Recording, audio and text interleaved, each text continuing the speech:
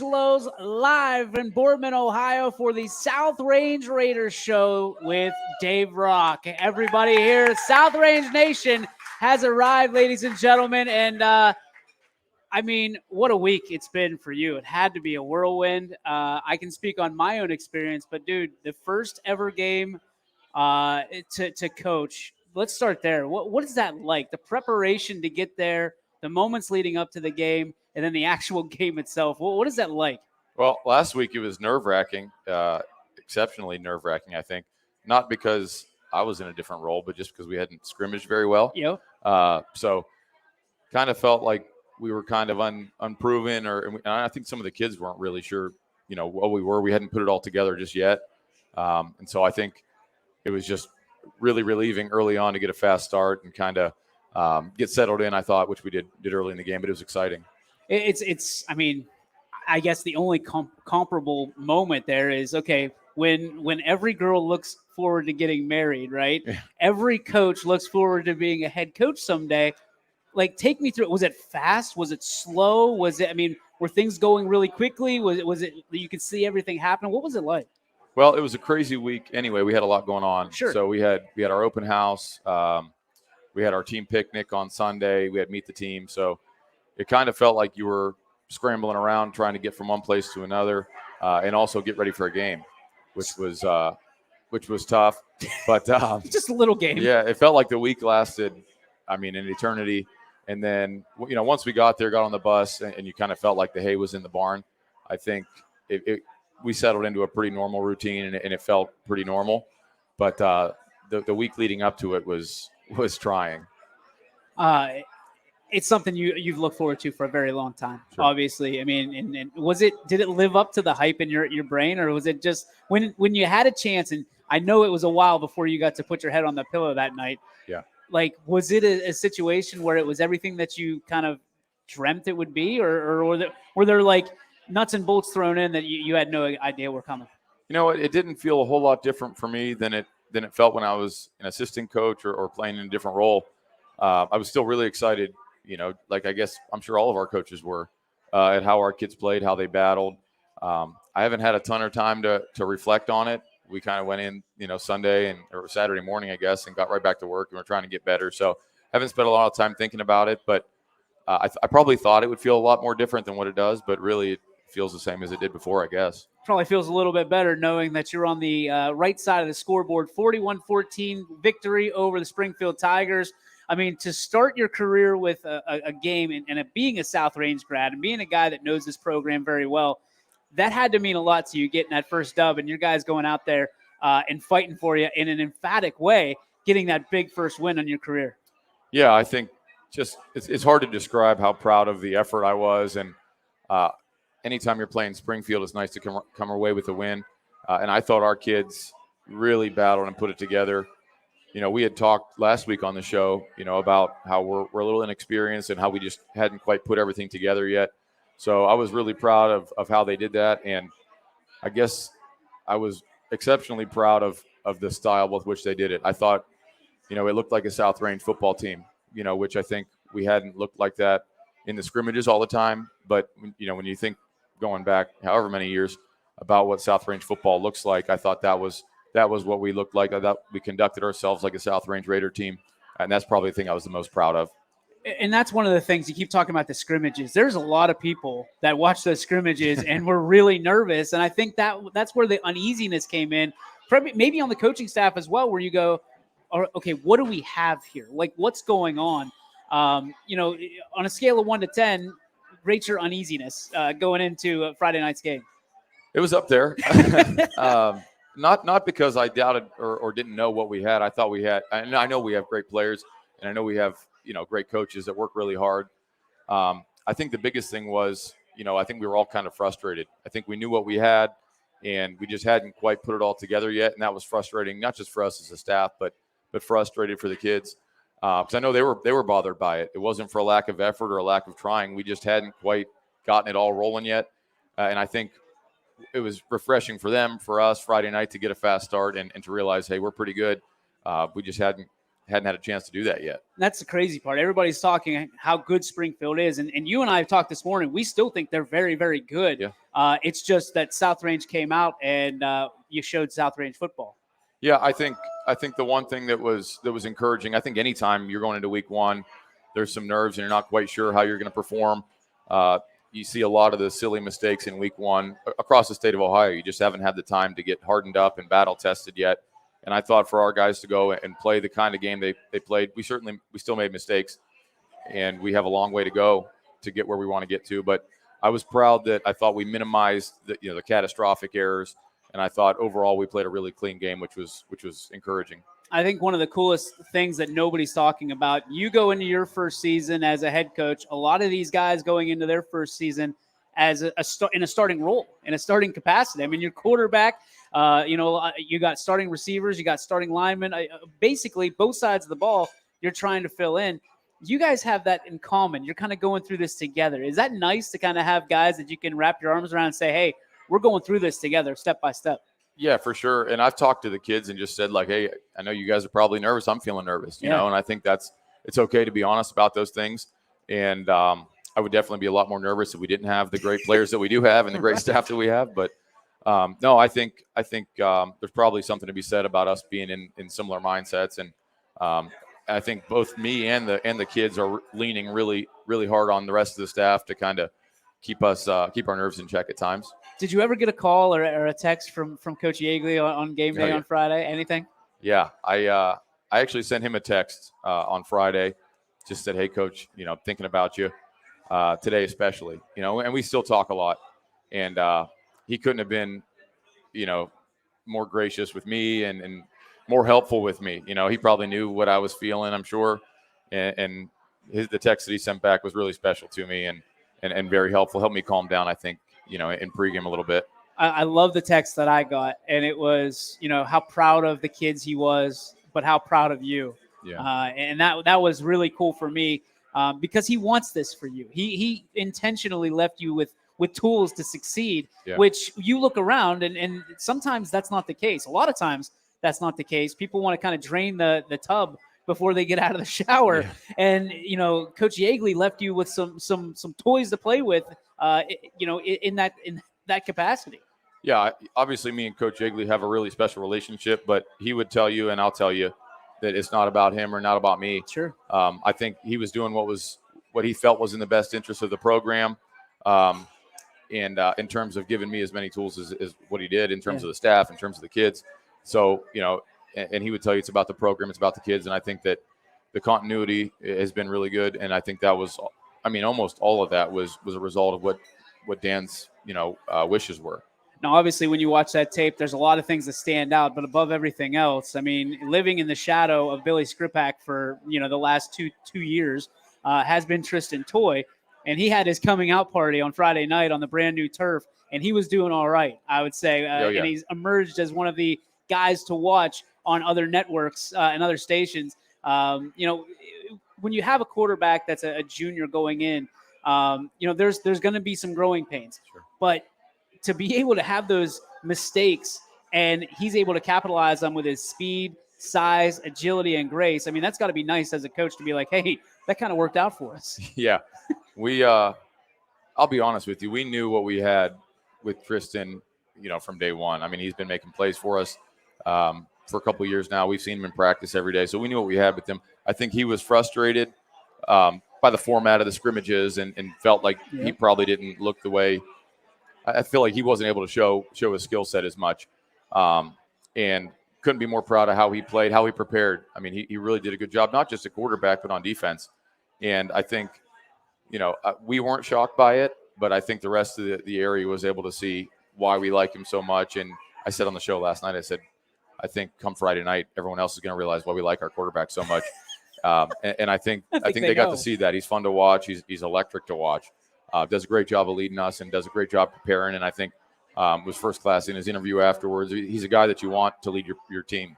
And you look at, Brady Crumbacher had a huge game. But the two guys that we're going to have on tonight, the meat and potatoes, no pun intended, of this team, Gus Valentine and Cam Acquisto. You told me on tape Cam just looked like an animal. He looked like he was on a different level. When you see your offensive line, which a lot of people pointed to as the questions of this year's program, when you see them moving mountains and doing some huge things, that's got to make you feel a little bit like you're eating some comfort food. Yeah, I mean, I can't say enough about not just those two, but how the offensive line as a whole played. Yeah. I think we were relying on those guys heavily, and they're the only group we have that has a lot of seniors in it. There's 4 seniors there and 2 juniors and a pair of juniors playing the tight end and the H-back for us. So those guys paving the way have some experience. As far as Cam goes and Gus goes, those are our guys that we're leaning most heavily on in terms of our offense and stylistically how we play. I think, unfortunately, due to Cam's issues in terms of injury over the past couple of years, I don't think people were able to see what kind of special talent he is and what kind of special competitor he is. And it was emotional for us to be able to see a guy that's worked as hard as he did and come back from that. And you can turn the tape on him. He sticks out on both sides of the ball all night. I don't know if he came off the field for a rep, which is crazy playing the positions that he's playing, but I think our kids rally around him. They know how much he cares about the program, how much he cares about the team, and he was inspiring for all of us to watch. And then, you look at Gus, and it doesn't take long to turn the film on and realize what kind of special talent he is. I mean, I don't know that we keep track of pancakes per se, but there's a lot of them. I mean, he's a really, really good football player, and we've been seeing it last year. We've known he was a great player for a long time, and he's the one that's played the most ball for us, and we're going to expect a lot out of. And I thought he did a great job as well. We got to get I know we're doing great things here with our friends here at Giangelo's, but we got to get a sponsorship, not an NIL, NCAA, calm it, but we got to get a sponsorship for Gus for IHOP or something. Every Saturday morning he gets all kinds of pancakes coming in, and I think the linemen deserve that. He'd probably get like a IHOP tattoo for free as long as they gave him free pancakes to eat. He's a pretty big boy, and I'm sure he can put it away. I love it. What's the waffle place in town? C's. We'll have to get C's hooked up. Yeah, maybe get a breakfast sandwich named after him or something. We'll take care of it. Speaking of inspiration, we talked about this before he jumped on the show, dude. You must have said something incredibly inspiring right before the guys went out on the field. Now, we know Coach Yeagley is not the guy that is known for the quote-unquote speeches, right? Because when he does, it stops you in your tracks. Sure. You come out of the gates. I mean, that is a nerve-wracking experience for a head coach. What did you say? Were you nervous? Did the kid – obviously they responded, but how did they respond? Like, was there a joke in there? Was it all business? What was it?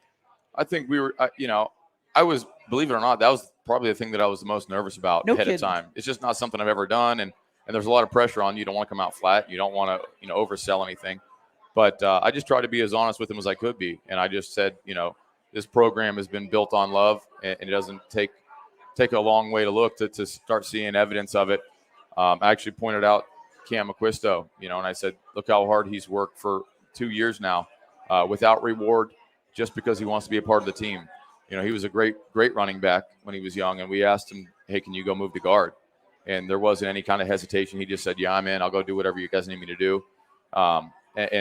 We talked about Caden Wilcox battling through injury and trying to get cleared so he could play with an injury, and just a lot of things that are intimate to our program, and we kind of keep behind closed doors. But just the big message, the underlying message was that this program is built on love and built on grit and built on toughness, and that's how we want to go compete.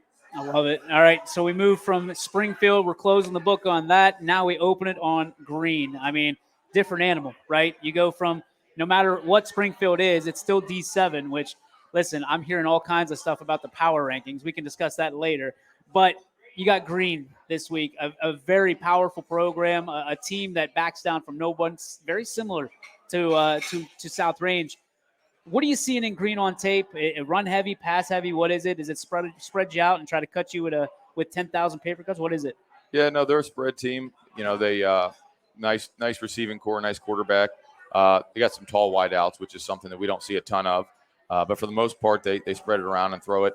The quarterback will run, here and there, and defensively they're pretty similar to what we see, I think, a lot of weeks. But they obviously coming off a big win. over Dover last week and a gritty win. To win a game 14-7 in week 1 is always tough. They thought they did a good job with that. So definitely be a great challenge for us, and one that I think our guys are looking forward to. Who are you looking for really stand out this week? I mean, everybody's got keys. I mean, who are the guys that are going to have to do the things right in order for you guys to be 2-0 at the end of Friday night? I think the whole group. It's a tough challenge, and I think for us, comes back to, we have to find a way to play South Range football.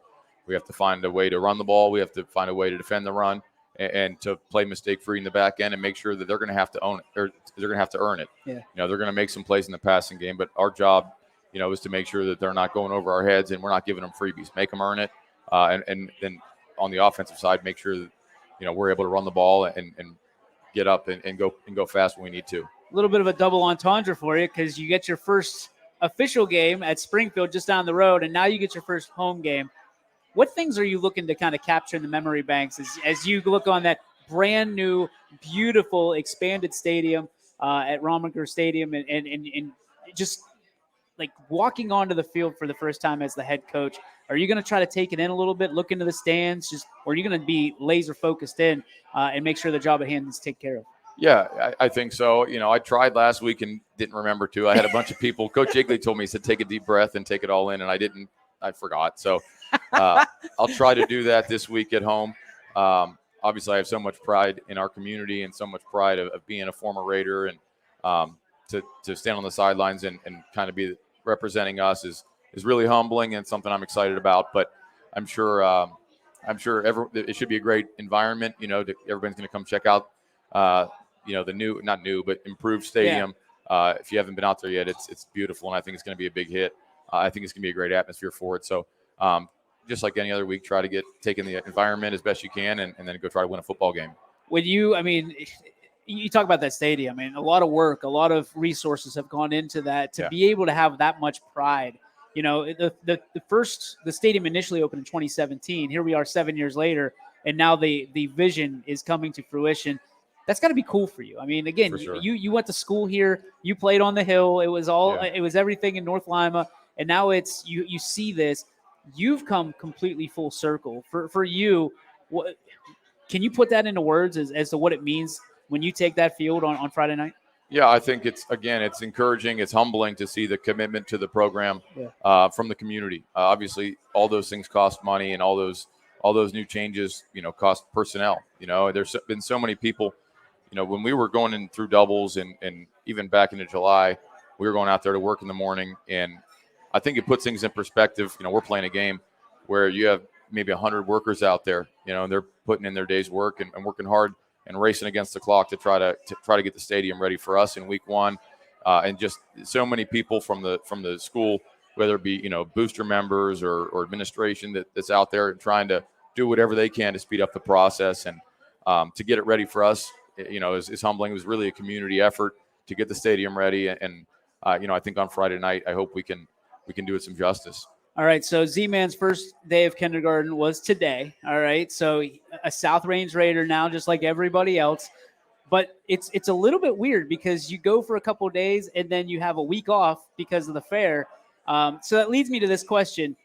Are you a fair guy? And when you go to the fair, what is it you're looking forward to, and what do you eat? Yeah, I mean, I'm from Greenford, so I think we're all fair guys. So we usually try to take the kids out there a couple times. I grew up going to the fair kind of every day, it seems like. But when I go out there, I usually like I don't know. I'm kind of a pig about it. He's abusing me pretty good. But no, I usually get the stuff that I'm a steak hoagie guy. Okay. Or, I'll get the barbecue brisket from the Beards. So anytime I'm a sucker for a good sandwich with some meat on it. Is there a sweet treat that you have out there or no? Well, no, but I guess it's a sweet treat. I'm a big milkshake guy. Okay. So I've tried milkshakes from everywhere. I used to know where all the $2 milkshakes were at. Now they're all, I think, $5 or $7 or $8 now. Yeah. But I still put a couple milkshakes away every night. My God, what's the go-to milkshake for you? I'm pretty standard. I'm low key, just a normal chocolate. Just a chocolate milkshake. Yeah, whipped cream and a cherry. I'm good. Look at you. Yeah. Appreciate you, man. Thanks so much. Congratulations. Thank you. It's I was bummed that I couldn't be here last week, but I know you were in good hands with Chris and obviously Chris Colucci as well. So I'm really looking forward to this, and you and I talk a lot anyway. So A little bit different when the mic's on, though. It is, yeah. Appreciate it. Dave Rock, ladies and gentlemen, Appreciate it. head Go coach Raiders. of the South Range Raiders. Back after this with more live from Giangelo's in Boardman.